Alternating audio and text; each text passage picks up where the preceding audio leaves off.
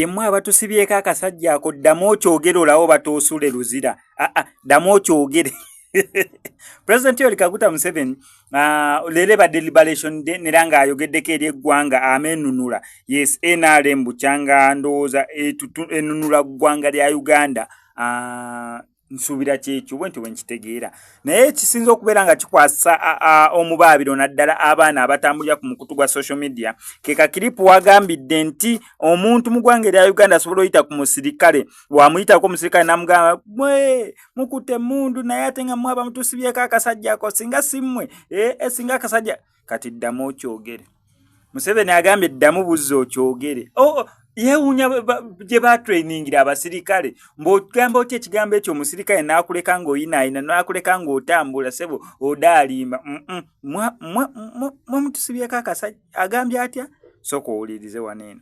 Akamala okulangirirwa ku bukulembeze bw'eggwanga Uganda Yoweri Kaguta Museveni agamba nti yeewuunya nnyo poliisi okubanga neebafu obwenkanidde awo abantu ne bagenda mu maaso n'okutiisatiisa abantu ba NRM nga poliisi tefaayo.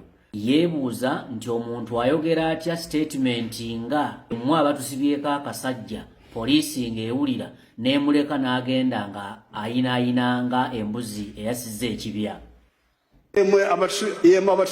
Abatusibyeko akasajja, you have no right to say that.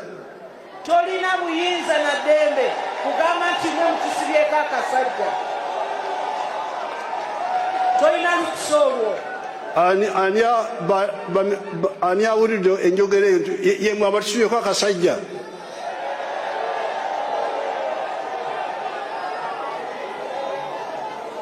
Why would the police hear this and keep quiet? Byebyo nno.